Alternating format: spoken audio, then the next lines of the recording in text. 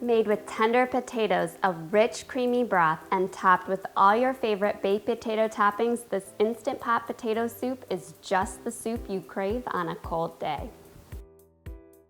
Hi everyone, Kristen here. As someone who suffers from a chronic disease, I believe homemade is best, but it doesn't need to be complicated. Today's recipe is a quick, easy, hearty soup that you probably have all the ingredients you need to make it right now, and the flavors are spectacular. This potato soup is creamy, it's hearty, it's flavorful, and it's so easy to make. So let's get cooking. For this recipe, you want 4 or 5 large russet potatoes, and you want to peel your potatoes and then cut them into 1-inch chunks. You really want to make sure that you cut your potatoes evenly so that they're all the same size, so that they cook up in the same amount of time.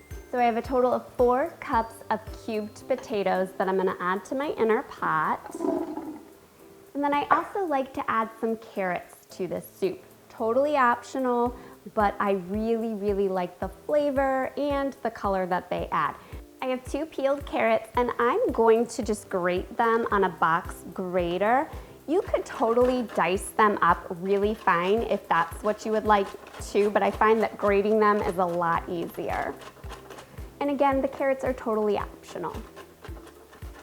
Once they're grated, you want to add them to your inner pot. And then we want to add in 2 cups of low sodium chicken broth or vegetable broth, whichever you prefer. I'm adding in 1 teaspoon of distilled white vinegar. That may sound odd, but trust me on this addition. The vinegar is really going to just make the flavors pop and just give the potato soup a nice acidic finish. It's not going to overwhelm the flavors, but it's going to just make it taste like restaurant quality. So you just want to add 1 teaspoon of distilled vinegar to your inner pot right now. We also want to add in 1 teaspoon of kosher salt. You really do need a full teaspoon of the salt because potatoes absorb so much salt, and so they really need that to be flavorful. I'm adding in a 1/2 teaspoon of black pepper, 1 teaspoon of onion powder, and a 1/2 teaspoon of garlic powder. We're gonna stir that just to combine. That's it for the base of our soup here. So we're gonna pop our lid on our Instant Pot. Make sure your venting knob is sealed, and then to set the cooking time, you wanna hit manual or pressure cook and adjust for 10 minutes on high pressure. Once the cooking time has elapsed, don't do anything. You don't want to force a quick release of pressure, or you're gonna have starchy liquid spewing all over your kitchen, making a mess and burning you. Instead, let your Instant Pot be and let the pressure release naturally for at least 10 minutes, or you can let it release all the way on its own. After pressure has been released, then you can open up your Instant Pot. Already smells really good in here, but we want to add a creamy finish to our soup and help it thicken up. So we're going to hit saute on our Instant Pot, and I have 1 cup of milk. You could use cream, you could use whole milk, you could use skim milk, whatever you have on hand.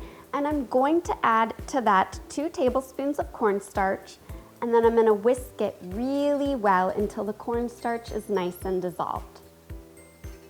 Once the cornstarch is dissolved and your soup is bubbling, add that mixture right to your Instant Pot.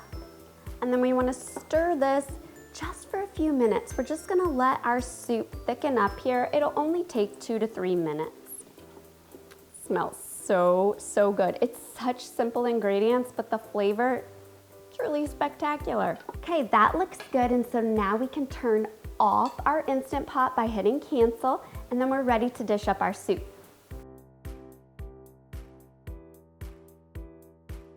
What makes potato soup incredibly good is the toppings, just like a loaded baked potato. So to top my soup today, I'm going to top it with some shredded cheddar cheese, some crumbled cooked bacon, totally optional, and chives if you have them on hand. I'm gonna go in and get a bite here.